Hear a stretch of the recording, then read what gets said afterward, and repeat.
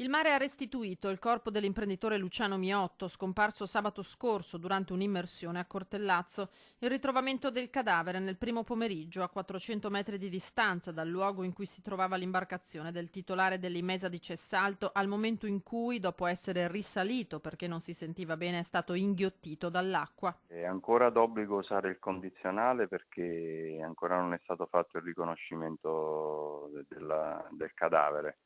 Ad ogni modo sì, è stato individuato da un mezzo della Guardia Costiera su un fondale di 20 metri a circa 3 miglia dalla costa, e era proprio all'interno dell'area di ricerca che era stato individuato sin dai primi momenti dalla sala operativa della Capitaneria di Porto di Venezia, che ha coordinato le operazioni sin dai primi momenti in cui è stato lanciato l'allarme.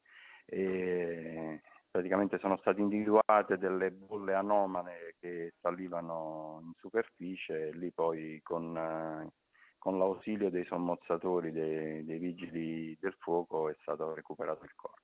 Da sabato cercavano il sub imbarcazioni della Guardia Costiera, vigili del fuoco con i sommozzatori di Vicenza e Venezia, 2 elicotteri e un aereo da ricognizione.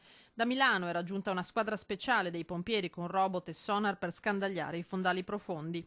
Sì, è chiaro che nell'immediatezza dell'allarme uno cerca, è una lotta contro il tempo e quindi la speranza è sempre l'ultima a morire, però è chiaro che con il passare del tempo anche questa speranza diventa sempre più flebile. Una notizia, la morte di Miotto, 59 anni, già vicepresidente di Confindustria Veneto e Finmeccanica, purtroppo attesa. La famiglia sperava nella restituzione del corpo e così è stato. La salma è stata ricomposta nell'ufficio circondariale marittimo di Jesolo a disposizione dell'autorità giudiziaria, che dovrà ora decidere se disporre l'autopsia per capire se sia stato effettivamente un malore, come ipotizzato, la causa dell'incidente costato la vita all'imprenditore.